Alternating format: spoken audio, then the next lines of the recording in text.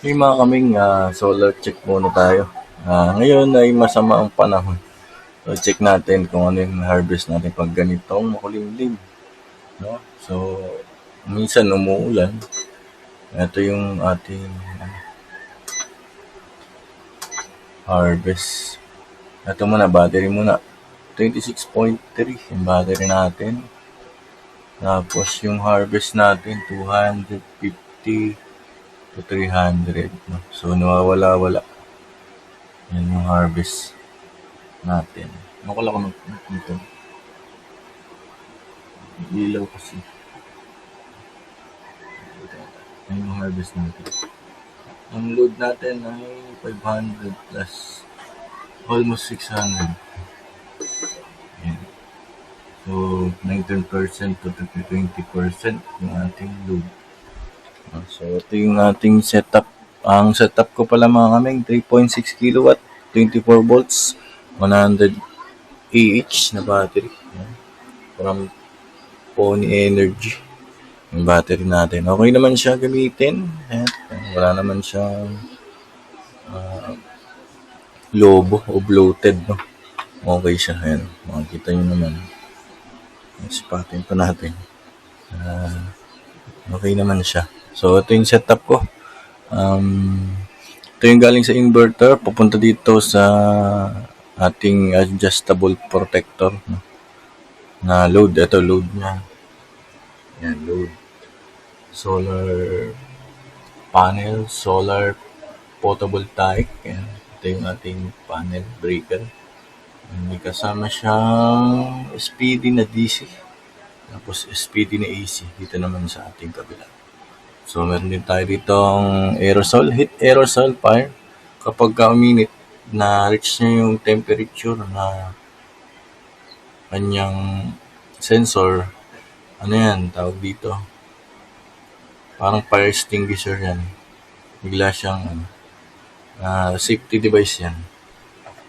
Para in case na may masunog or may nagliliyab dito, mamamatay agad. Yan yung purpose niya. So, dito naman tayo sa ating box. Yan. Ito yung watt meter natin.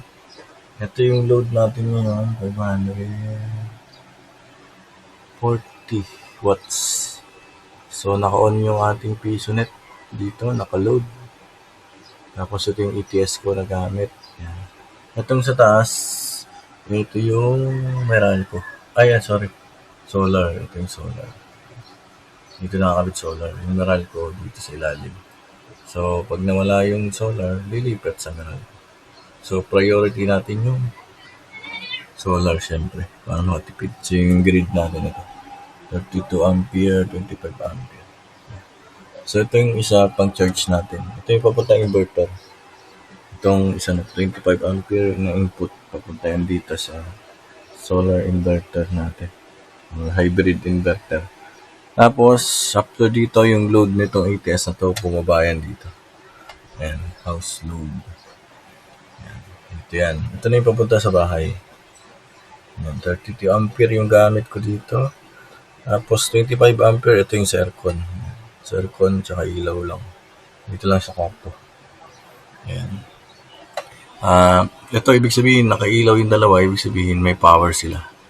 So, itong taas, yung solar. Itong green ay yung ating backup, yung Meralco.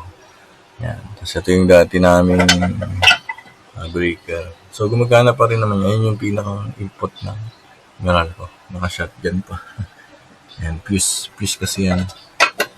Hindi pa siya nakabit. So, pag nag-short circuit, naputol yung fuse. So, wala na. Hindi kagaya ng breaker pag nawala. Hangat mo lang ulit. Pag nag-trip. So, yan. So, yun yung setup natin. So, gumamit naman ako ng breaker dito mga kaming na 125 ampere.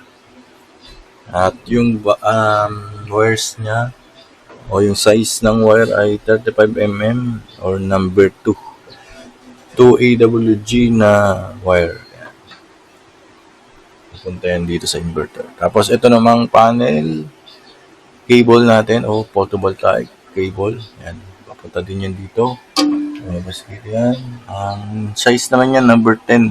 EWG. Silicone wire.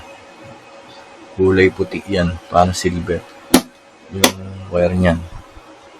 So, ito yung grounding natin. Yun lang. So, update lang tayo. Ayan, medyo maaraw na.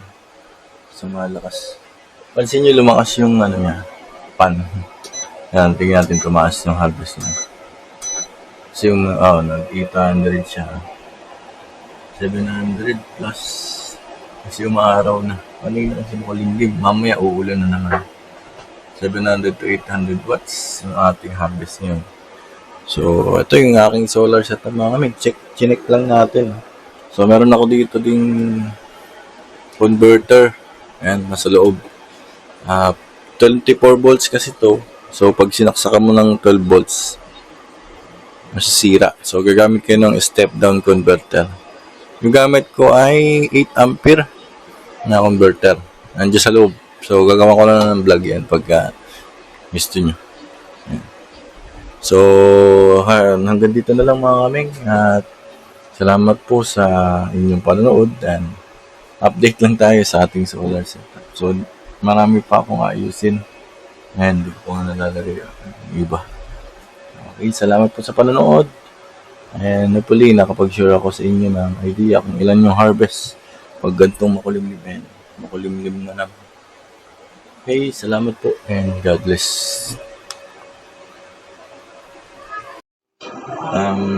Ang power ngayon niya ay 378 watts. So, nakabukas lahat yung PC. Yan yung kanyang pinaka-power. Yan, makikita nyo dito. Sa app ko. So, naka-wifi pala ako dito. Kaya nakikita yung apps kung ganyan yung phone shop. So, nakabukod yun. Ito. Nakabukod sila. Doon yun nasa may computer. Wala dito. Wala dito sa ano. Ayan yung load natin.